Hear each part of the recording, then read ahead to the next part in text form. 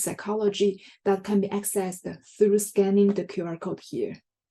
Before diving into my study, let me say a few words about the motivation behind the study.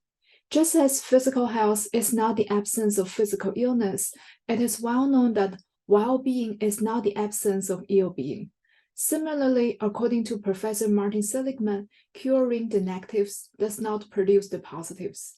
As he put it in a seminal paper, when launching positive psychology, mainstream psychology has been focusing on fixing what is wrong or ill-being. Psychology should also study what goes right and how normal people flourish. This motivates me to ask the question, what is the relationship between well-being and ill-being? Can people experience flourishing and surviving at the same time? Specifically, the study was trying to answer the question, are well-being and ill-being two independent but related things, or are they treated as locating at the opposite ends of the same thing? Or in technical terms, are well-being and ill-being bivariate or bipolar? The bipolar view considers mental health as a continuum where ill-being and well-being are located at the two ends of the same continuum, and the languishing, neither mentally ill nor mentally well, stays at the middle. The bivariate view claims that well-being and ill-being are two separate but correlated continua. For example, the dual continua model includes two orthogonal axes that are crossed together, which yields overlaps of the states of mental illness and the states of mental health. In psychological science, the question of whether well-being and ill-being are bipolar or bivariate has been debatable.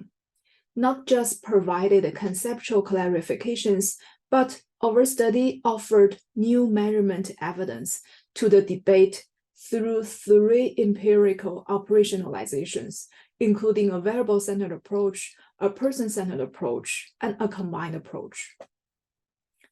Let me briefly go through the methodology and the results. In terms of measures, we use the PERMA profiler as well-being measure and the CESD as the ill-being measure.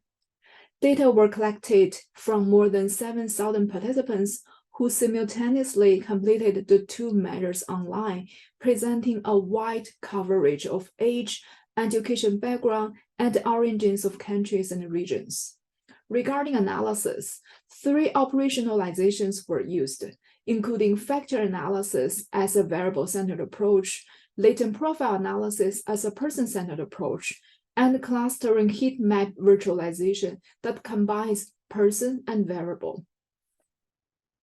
From the first operationalization, the latent factors of well-being and ill-being were inversely related, and they shared a great degree of conceptual commonality.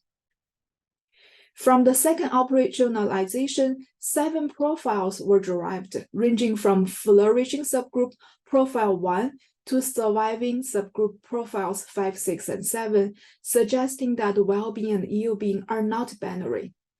Among the 7 profiles, none of them had coexisting high levels of well-being and ill-being, and none of them had coexisting low levels of well-being and ill-being, suggesting that well-being and ill-being are not independent, because not all combined levels of well-being and ill-being emerged. In other words, the second operationalization supports the bipolar view over the bivariate view. The third operationalization combined the variables and the persons in a two-way virtualization. The majority of individuals endorsed either well-being or ill-being, not both, as indicated by the black shades in the graph here. Again, the third operationalization added support to bipolarity. Here comes to the summary of the key findings. Findings from all 3 operationalizations support bipolarity, suggesting that well-being and ill-being are inversely correlated, locating at opposite ends of a single bipolar continuum. In addition to providing measurement evidence, we also offered conceptual and practical clarifications of bipolarity. Some may wonder whether our finding of bipolarity contradicts the notion of well-being is not the absence of ill-being. Actually, this notion does not represent exclusively to the Beveridge view. Bipolarity is another reasonable conceptualization for this notion. Specifically in the study, we made two conceptual clarifications of bipolarity. Number one, bipolarity is not equal to binary. A binary view classifies an individual as either mentally well or mentally ill. However, our study showed that well-being and ill-being are not as binary. There are additional profiles between the flourishing and the surviving subgroups along the continuum. Number two, although bipolarity, well-being, and ill-being each form their own unique, distinct space, one side is well understood does not mean the other side has nothing to study, nothing to intervene, nothing to measure. The bipolar representation neither changes the agenda nor diminish the unique significance of the strengths-based positive psychology approach. Why overstudy matter? Here are some examples about how our work provides some insight and impact on the human flourishing landscape. In the measurement sense, the bipolarity evidence reported in the study encourages a new line of research on the development and validation of a single measure that captures the entire spectrum of the bipolar continuum from surviving to flourishing. In terms of cultivating well-being through interventions, bipolarity offers a parsimonious approach to using one single score to identify an individual's well-being or ill-being state and allows the intervention to be more targeted. From the bipolar lens, well-being interventions have the potential to move the individuals from the ill-being towards the well-being side of the continuum. Putting it another way, strengths-based positive psychological interventions are not just limited to those free from mental illness. For example, positive psychotherapy has been shown to be effective in clinical populations. Conversely, the spirit of cognitive behavior therapy has been employed to non-clinical populations for building resilience.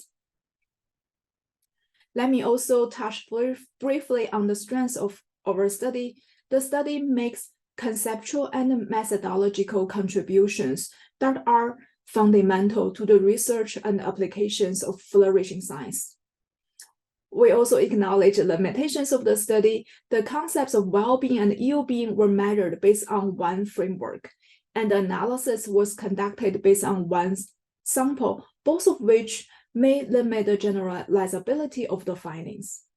As to future studies, it would be worthwhile to examine whether bipolarity holds across social demographic groups based on representative national samples.